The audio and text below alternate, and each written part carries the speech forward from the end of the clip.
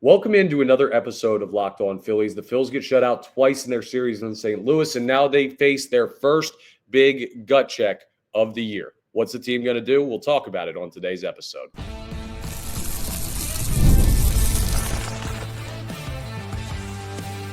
You are Locked On Phillies, your daily Philadelphia Phillies podcast.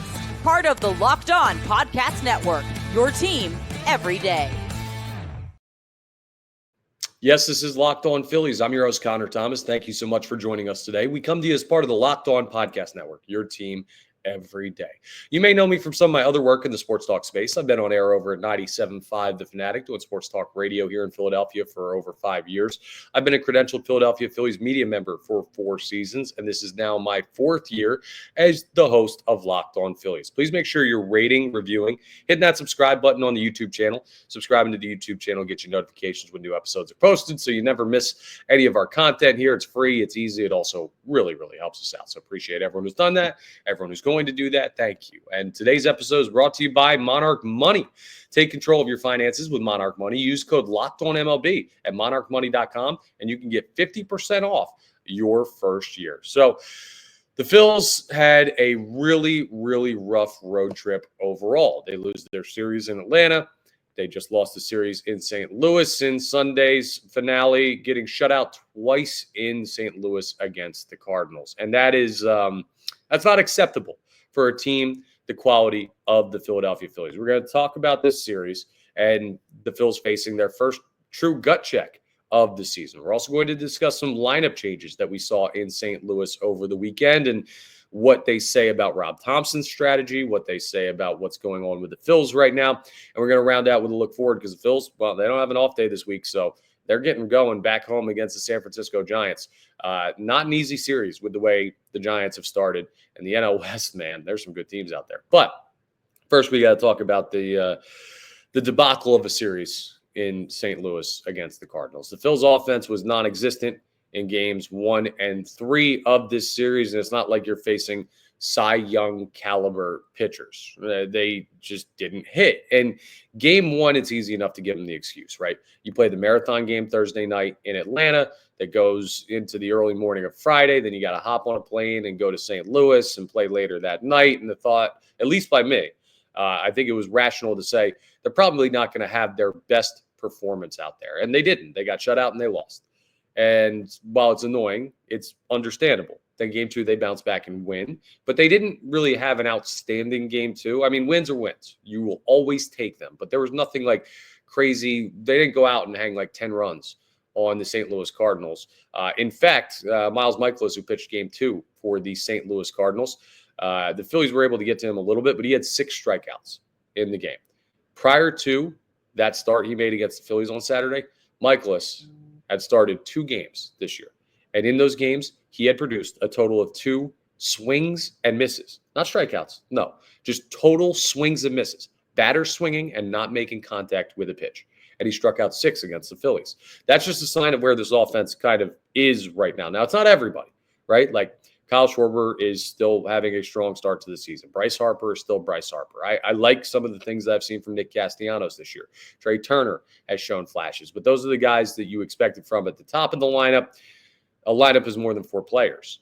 You have to get more from other guys. And Alec Boehm and Brandon Marsh have been an absolute mess to start the season for the Philadelphia Phillies. Now, Marsh and Boehm are in different spots right now. Boehm is more unlucky, it feels, and he's swinging too early in counts, I think. He's got to see more pitches, but sometimes if you get a pitch you like and you're struggling, like I don't know if I want to hit with 2 strikes, so I want to go get one early if I do get a hittable pitch. They showed some of his numbers on the TV broadcast in the final game of the series, and it's like the barrel percentage is good, the hard hit rate is good, so he's making strong contacts, he's just not having stuff go his way. And Alec Boehm is also the better baseball player. Brandon Marsh is just lost right now. And I don't know what to say about him at this point. The guy's batting in the low 100s. He's not putting together competitive at-bats. He had a couple of plays in the final game of the series against the Cardinals in the outfield where it looks like he could have gotten to a couple balls and almost looked like he pulled up on him. He's killing this team right now. He said after the series finale game, I'm letting my guys down right now. And he is, but it's not just Brandon Marsh, right? Like if this lineup was doing what they're supposed to be doing and then Brandon Marsh was just going over, this team would still be like, they wouldn't be getting shut out. They wouldn't be losing games to the Cardinals. Like they would be okay. So there's more than just Brandon Marsh. It's not just like if you Thanos snapped him out of existence, the Phillies would be just fine. But the Phillies are facing some issues right now. The outfield production has not been there.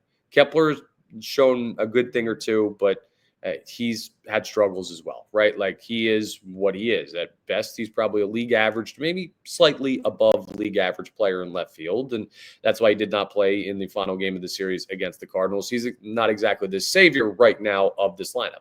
Now, remember, it's early on in the season. Anyone who's like starting to freak out and say, oh, this team's not that good. The offense stinks. Dave Dombrowski didn't do his job. Oh, let's slow down a little bit, okay? We got 162 games that the Philadelphia Phillies have to play, and they played what, 15? They got a long way to go. We're not even a tenth of the way through the season yet for the MLB season. So everyone take a deep breath with these grand proclamations about what this team is and what this team is not. I'm not making them in the positive or the negative, but I will react to what's the problem with the Phillies right now. It's just the bottom part of their lineup. They can't figure out how to make it work to produce anything. And a big part of that is Bohm, and a big part of that is Marsh. I think Bohm will come around. I cannot say the same about Brandon Marsh right now. And there's not a lot of outfield depth to help you out. Johan Rojas is what he is. Max Kepler has had struggles at points to start this season. He's had good moments, but he's also had struggles. And it's just the Phils aren't hitting. Now, will this be what the Phillies are over the course of 162 games? Absolutely not. This is a very good baseball team. The ceiling of this team has not changed. They're going to be just fine in the regular season, right? We're not talking about October yet because it's April. But this is not like panic button time. Everybody freaks out. What it is the first gut check of the year. The Phillies just went on a road trip where they lost 2 series in a row. They had not lost one before they went on the road to Atlanta. They were shut out in 2 games. They were close to getting shut out in a game in Atlanta. Like they did not swing the bats well. And they have to now bounce back. They've been on a long stretch of playing games. They're going to continue to be on a long stretch of playing games. Not too long yet, but they're going to be on a long one. They don't have another off day until not this Thursday, but next Thursday. And they got a 4-game set against the San Francisco Giants. The Giants have had a really, really hot start to the year. We're going to talk about that later in today's episode. What the San Francisco Giants are doing in that series, but it's not like you're coming back and you're playing the Rockies again. And you get a day off so everyone can rest and kind of collect their thoughts. Like, no, this is the first gut check where things are not going the Philadelphia Phillies way, and they're going to have to battle. Now, this is the positive spin on things right now. One of the upsides of continuity with a roster, keeping veteran players, having guys that have been there before with this team, with these players in this city, the Phillies have struggled before. They've come out of struggles. They have also had prolonged struggles like we saw at the end of last season. So I'm not saying everything's going to be like they're going to fix it immediately. Everything's going to be just fine. They're still going to be a good baseball team. Like in the long run, they'll be good. But what great teams do is when they have stretches like this, when they lose back-to-back series and the offense is quiet and they're struggling, they do not let it be prolonged. They do not take it in to multiple series or multiple weeks or anything like that. Sometimes you will have a bad week and a half, 2 weeks as a team, and then you come out of it. But the real great teams that are going to be at the top of the standings when everything all said and done, they're the ones that can bounce back from this. So what do the Phillies need to do to pass this first test of the season? There are going to be other ones. So if you think, well, these are the dark days for the 2025 Phillies season, no. All right, we're just getting started on this. They're going to have really, really good stretches, and they're going to have other bad stretches. But the first one is kind of what you always go back to, right? Because even though this team has played together for a while, most of these players, they are going to reach back when later in the season they reach struggles. This is going to be their first data point of like, okay, this is how this baseball team reacts to having a stretch where we're not playing our best, where guys aren't hitting, we're not creating offense. Zach Wheeler gave up 4 earned. Like I was sure the Phillies were going to go out and win the series and win their final game of this series against the Cardinals, and everything was going to be just fine. And they lost 7-0, and Wheeler kind of got hit around a little bit, and everything looks awful right now. But the Phillies are a team that in the past, when they have had these gut punches, the gut checks, they've been able to come out of it. Sometimes it takes too long, though, and that's what will be very intriguing to see. So there's very, very little you can take out of this series against the St. Louis Cardinals as far as an overall thing. They did not play well. They did not hit the baseball. Starting pitching was all right, I guess, for the Phillies. Christopher Sanchez was solid in game 2, but I don't know. We knew that already. I don't think we learned anything crazy significant about the team from a 162 games perspective, from a season perspective. But what we definitely learned from the Philadelphia Phillies in St. Louis over the weekend is that they are not playing good baseball right now, and that needs to be fixed quickly. And maybe the key to that is figuring out what the lineup should be.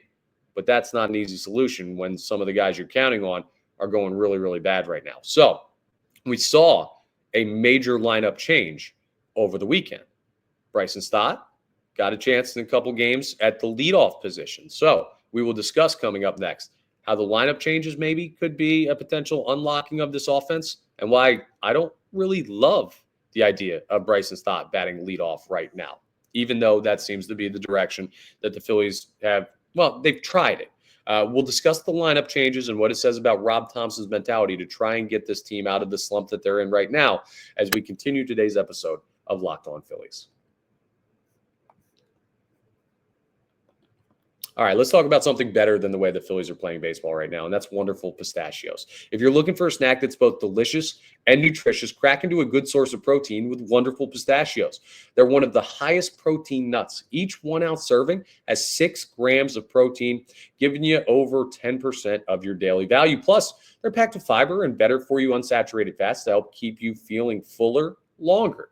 Personally, me, you know it. I love the no shells variety, the sea salt and vinegar. Got the bag of them right over here. I mean, you can get the ones with the shells. For me, I don't like cracking them, but that's the beautiful thing about wonderful pistachios. They have a different type for everybody, whatever you like. They're very versatile, right? They're the utility guy of the snack world, and they're an all-star level utility guy.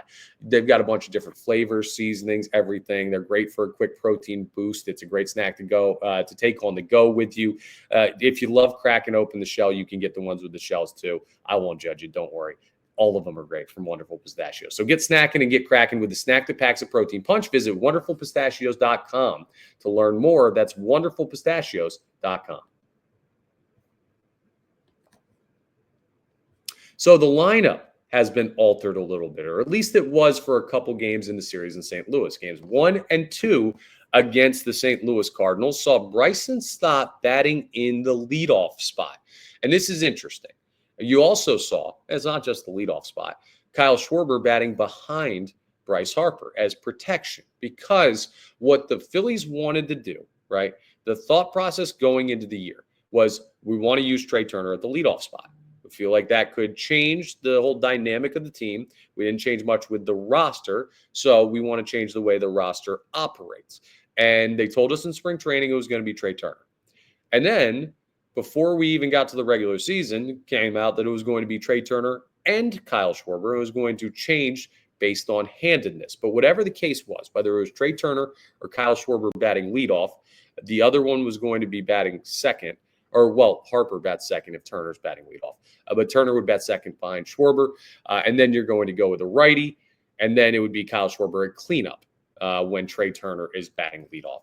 But none of the righties available outside of Trey Turner were really good protection for Bryce Harper at that point. Nick Castellanos is too much of a strikeout risk sometimes. Now, I think Castellanos could be the guy that bats behind Bryce Harper, but the strikeout is a bit of an issue for him at times. We know this. He's had a solid start to the year, but he also had a 5 strikeout game in the finale in Atlanta. So that's why Casty's like, he's an okay option, but he's not like this great option, right, for that spot, even though I do think he's had a nice start to the year. Alec Bohm was a guy that they've used in the cleanup spot behind Bryce Harper in the past.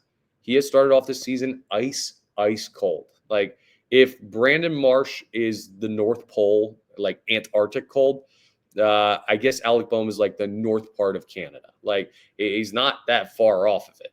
Like, they're both in really bad spots. And even though Marsh is in a worse spot right now, you expected more from Alec Bohm. He can't hit behind Bryce Harper right now because people are just going to continue to work around Harper. And that's not good for the Phillies' offensive production. So what you saw the Phillies do is move Bryson Stott into the leadoff spot, and then move Kyle Schwarber to bat cleanup behind Bryce Harper batting 3 and put Trey Turner at 2. So I like, first and foremost, I'll tell you what I like. I like the fact that the Phillies, only 12 games into the season, now they're 15, but they did this in the first game in St. Louis, that they are being more aggressive with what they're willing to change. Rob Thompson has been a stick by his philosophy, stick by his guys type of manager pretty much the whole time he's been here. So for him to make this change 12 games into the season, I don't think it's a panic move. I think it's a, hey, in the past couple seasons, we didn't figure out what we need to do to fix some of the smaller issues earlier on in the season, and it bit us in the rear in the postseason. We're not going to let that happen this year. So I like the mentality that leads to the change. They're trying to be more proactive about solving current issues with the team than maybe they have been in past years, where it was just like, we have a good roster. We know in the long run this is going to work. Now, sometimes you can do too much, right?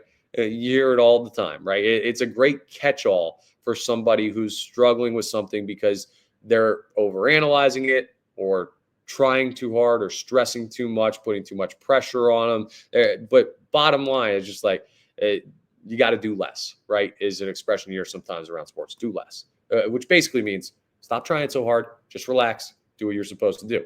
There is an argument to be said that trying something different this earlier in the season can be doing too much. I don't know. We will see how much they use the Bryson Stott leadoff lineup. We've only seen it twice from them this year. They didn't do it in the final game of the series in St. Louis. So I don't know if this is a regular thing.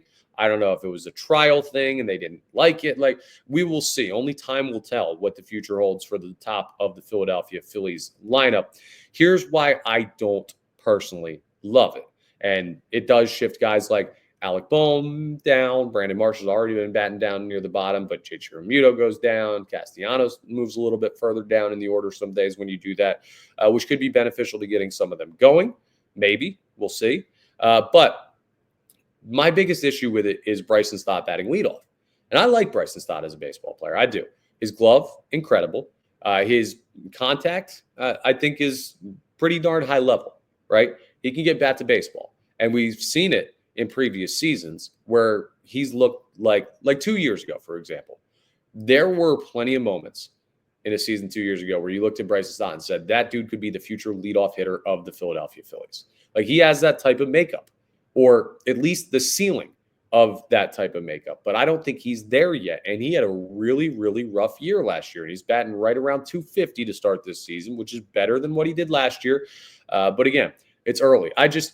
When I see Trey Turner, or when I see Kyle Schwarber batting leadoff, I know who those guys are as Major League Baseball players and as hitters of the baseball. Nobody's perfect, but I know that those guys have been all-stars in the past. They're like all MLB caliber players in the past. They are some of the better hitters in the game. And I feel comfortable going with veteran players that I know what I'm getting, or have a pretty darn good idea of what I'm getting at the top of the lineup to set the table. Bryson Stott's not one of those guys yet. Now, it doesn't mean this can't work out if they keep going to it, because I've said before, this dude is a future leadoff hitter for this team.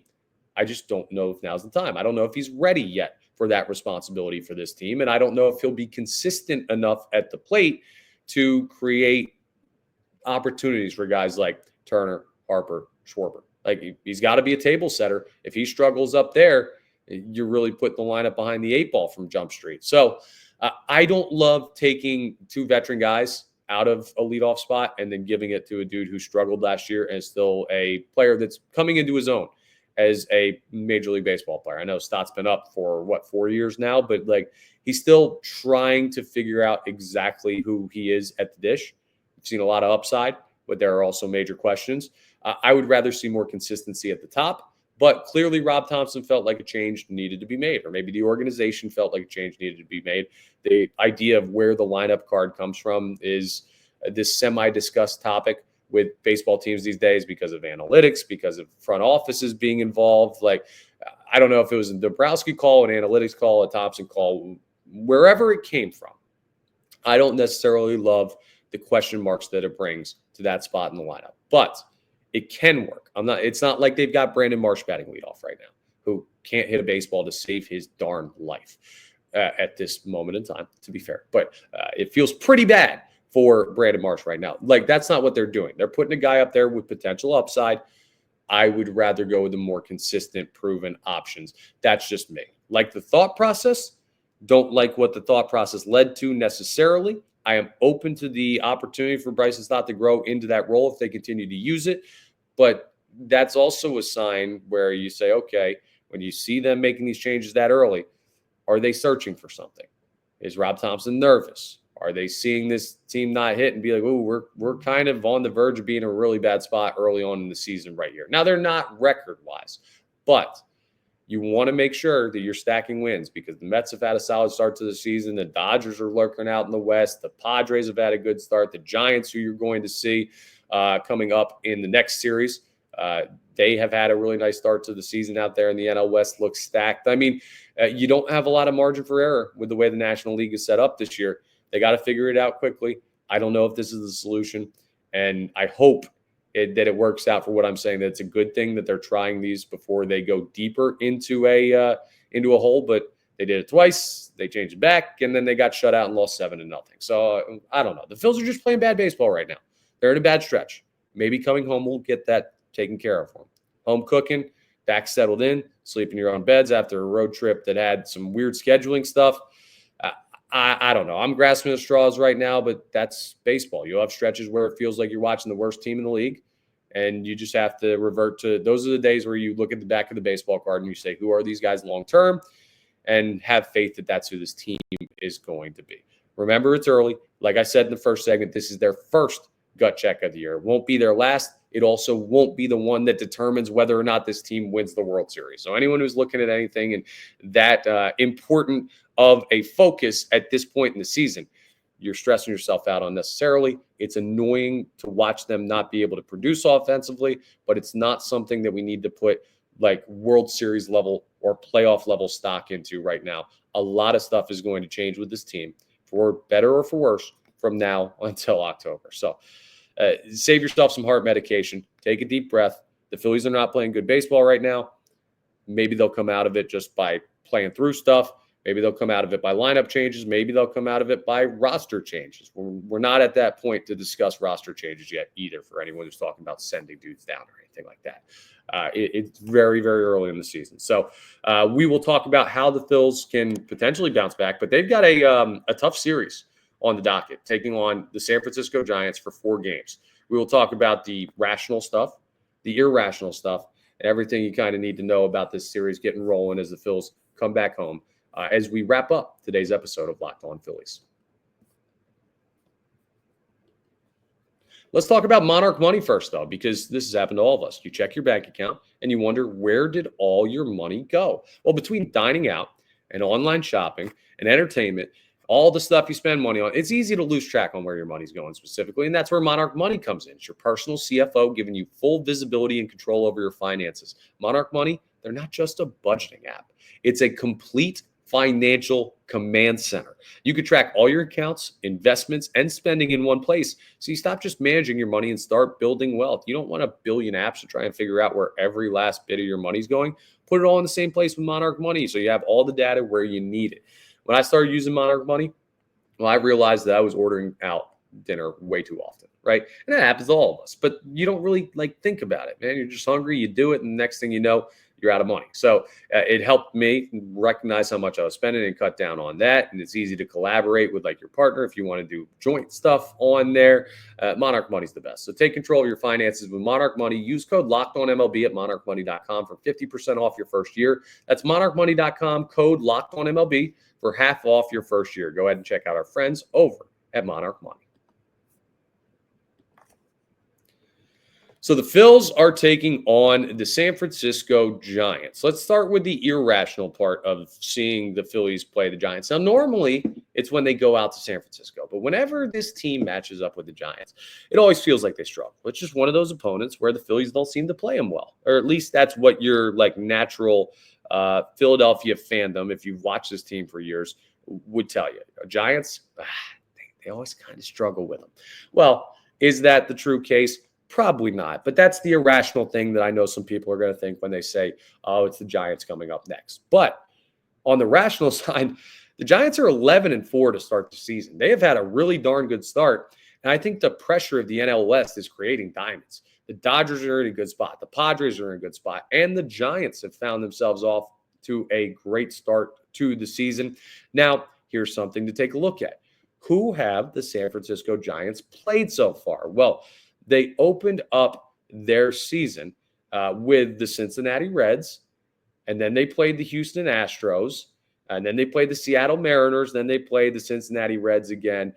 They played the Yankees for 3 games in New York coming into this series, and they were able to take 2 or 3 from the Yankees. So that's their most impressive series win. But they've been on the road for a series before this, so maybe that's a good thing that you're getting them a little bit on a later part of a road trip, and then they'll go back to the West Coast. So maybe this is just like the East Coast getaway series, a 4-game series, the first one of the year for the Phillies that goes 4 games. But the Giants have been pretty darn good to start the season. The guys that you got to watch out for them, their maybe best bat so far this year has been Wilmer Flores, who's leading the team in home runs and also RBIs. He's got 19 RBIs and 6 homers. He's tearing the cover off the ball. He's batting 255, so maybe you can get him on average.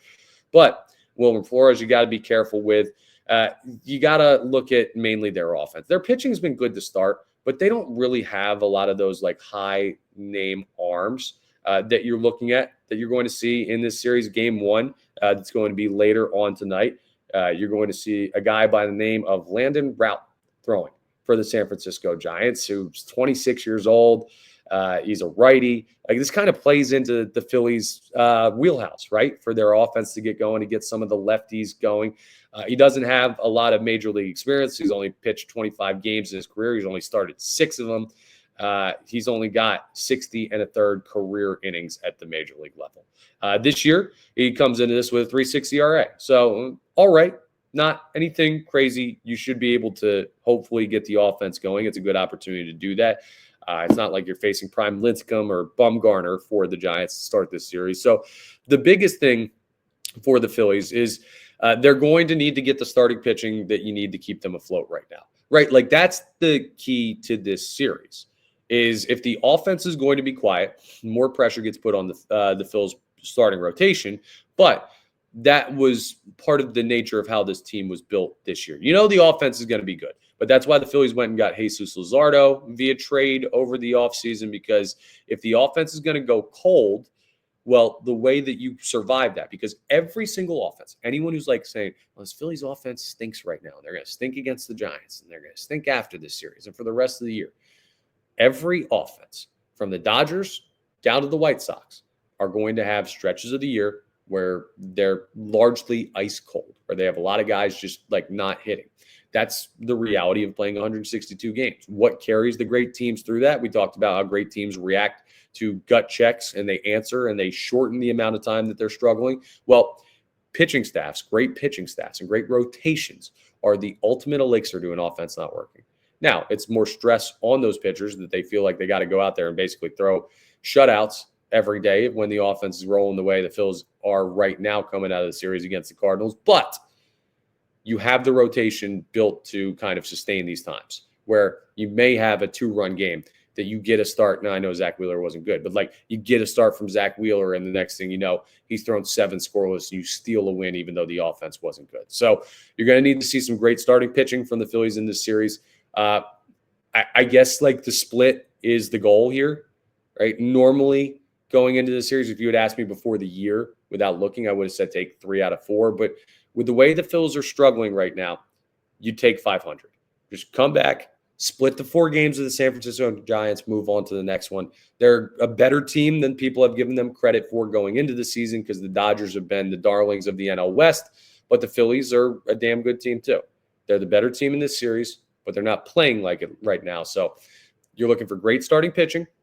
You're looking for the offense to figure something out. Maybe it comes via lineup changes. We'll see what the lineups are for these 4 games. We'll be looking at that very closely. We will see who's in the lineup. If Brandon Marsh or Alec Boehm need to get sat down for a couple of days, it kind of feels like a yes for both of those players right now at this point. More so Marsh than Boehm. But I don't know. Do you do that with Rojas? A lot of questions surrounding the Phillies, which is why it's their first gut check. But if you get the starting pitching you need, you can find 2 wins. You can move on. And you say, okay, we feel like we steadied the ship a little bit. Then maybe you have one of those bust-out offensive games in this series too. One of those 2 wins comes with like 6, 7, 8 runs scored. It's possible. The Phillies can still score runs. They haven't been banned from doing so.